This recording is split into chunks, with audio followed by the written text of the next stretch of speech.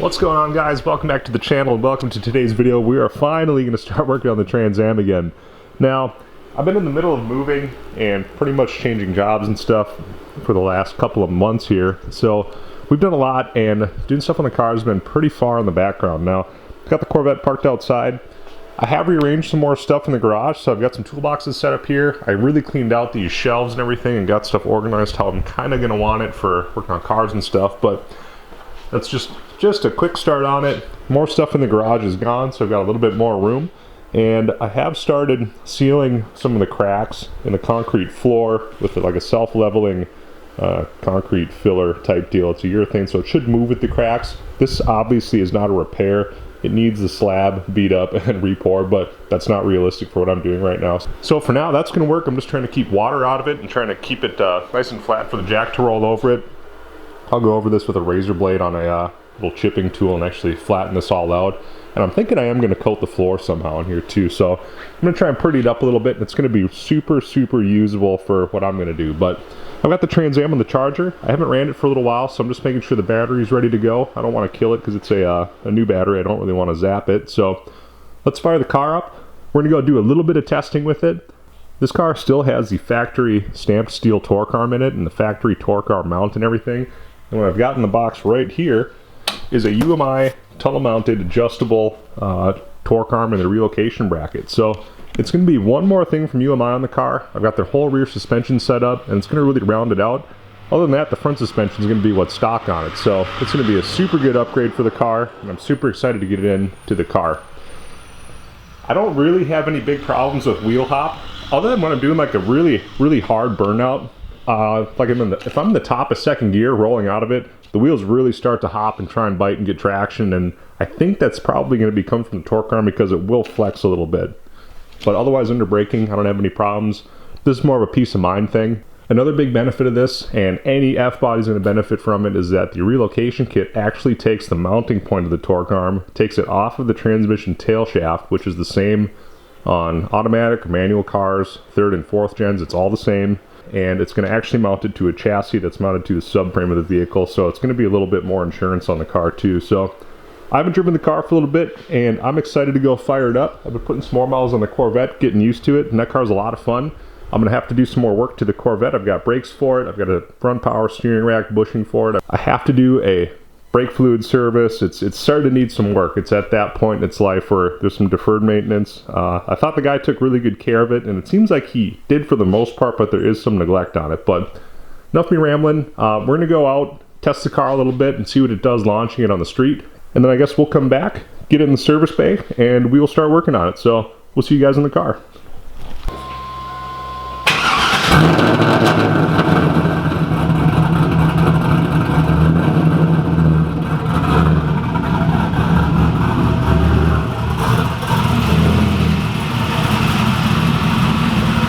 Forget when I get into this car from going from the C6 is that the clutch pedal is so much different in this. You got to relearn it like every time, so it'll take a little bit of getting used to, but I'm super happy to be back in it and start driving it again.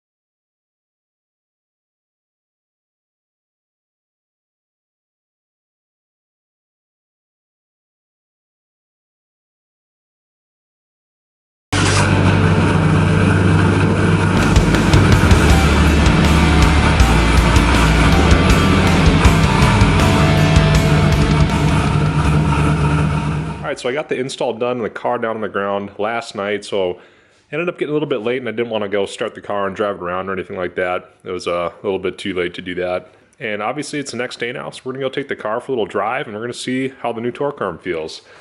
I didn't really clarify one thing in the video, that setting the pinion angle, the only point of that, as far as I understand after doing some research, is to make sure that there's no driveline vibration. So when they're recommending -2 to -3 degrees in the documentation that UMI sends with it, that's just what they've found, I guess, in their history. That seems to work good for manual cars. So hopefully when I go down the road, I'm not gonna feel any new vibration or anything like that. I might get a little bit more noise being that it's mounted to the chassis now instead of the transmission tail shaft, I guess, but that's to be expected. It's not a creature comfort sort of thing.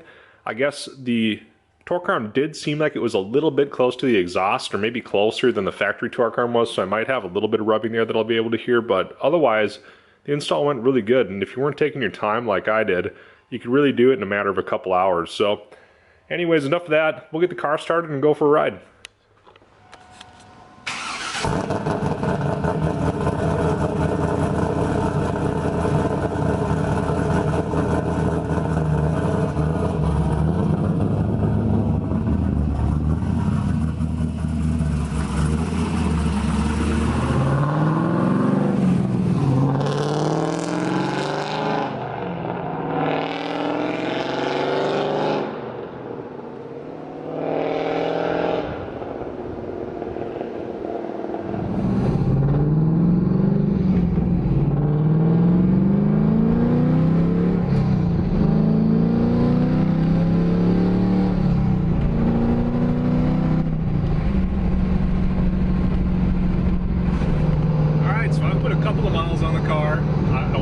Feel it out before I talk to you guys about like what I really think about it, because it's kind of hard to say on a first impression. I want to get to know it a little bit and see if I notice anything different.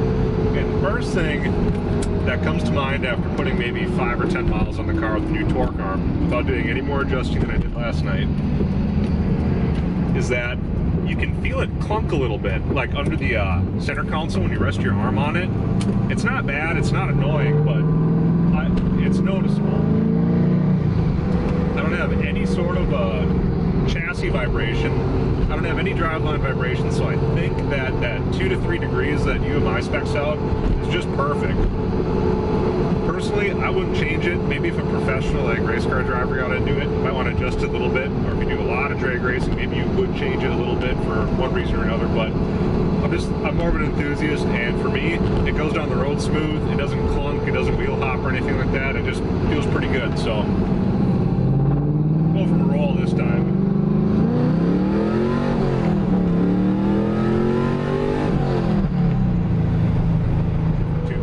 So if you have a factory type car, maybe you notice like a little bit of driveline noise, but I think more than anything you're going to feel it in the center console area when you're resting your arm on it.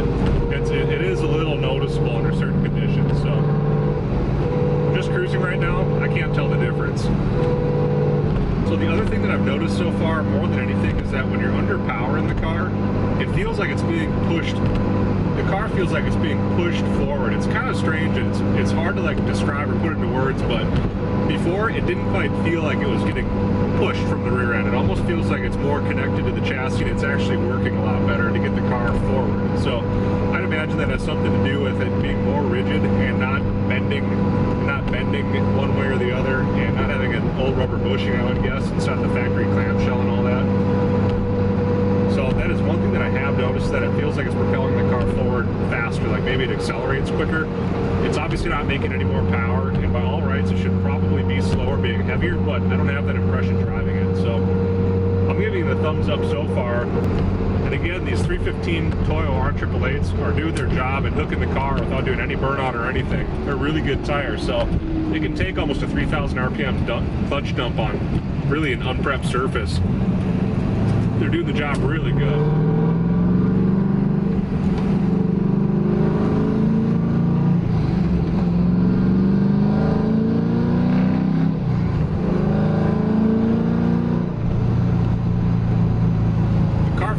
Smoother under power, I'll give it that. I don't know what it is or why it would feel that way, but to me, it does feel smoother.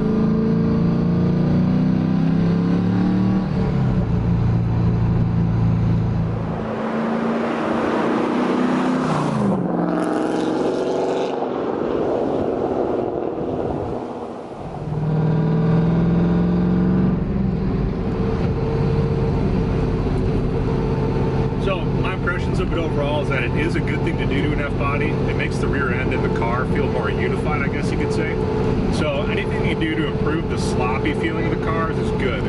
So far in this car, I have UMI's lower control arms with their roto joints on each end.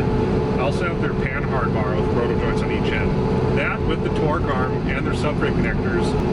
I have their bolt-in model subframe connectors. The car really feels good. To be honest, I prefer this as a driver's car more than the Corvette, which might sound weird to say. I mean, the Corvette is, like I said earlier in the video, the Corvette is just much faster in every way. But this car is a lot more satisfying to drive.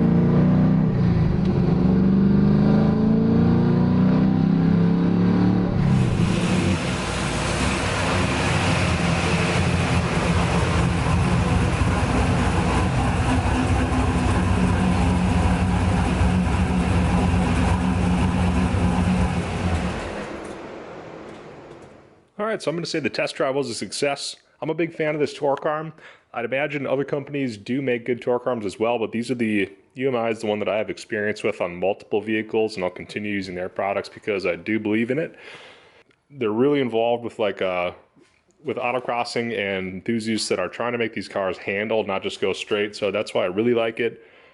So I can get behind the brand. I do have their strut tower brace as well, subframe connectors, lower control arms, Panhard bar, and other torque arms. So got the whole front of the car left to go through. There's control arms I could do and a K-member.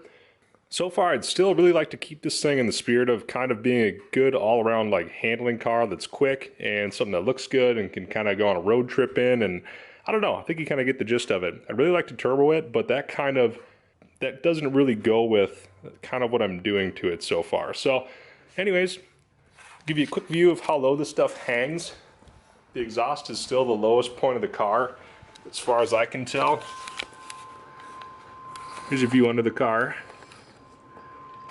The torque arm is lower than the rear end, but that relocation crossmember is higher than the exhaust by quite a bit. It actually tucks up really high. So if you're worried about clearance issues, I've found in this, with my vehicle, it is a non-issue. So as you can see, the exhaust is still the highest point of the car. Look back a little bit. There's the torque arm mounting point. So it's a little bit lower than factory, but not much. Let's see if I can show you it's a little bit higher.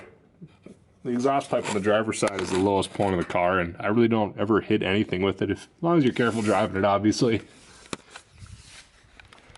So that's going to about do it for today's video. I hope you guys liked it. I hope it was informative and gave you a better opinion on whether or not this might be a good fit for your car. If it's a Camaro or a Firebird, third or fourth generation one, in my opinion, they can all benefit from it.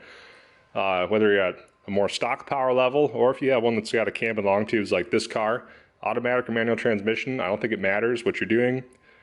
The point of it is to actually take that power that you're making, not lose any of it in the torque arm deflecting or anything like that, and make sure the car's going forward. So I think this, in my opinion, it did a good job of that. I got the sensation of it driving it, and it was noticeable for sure. So I guess my takeaway on it is that the car is going to feel quicker.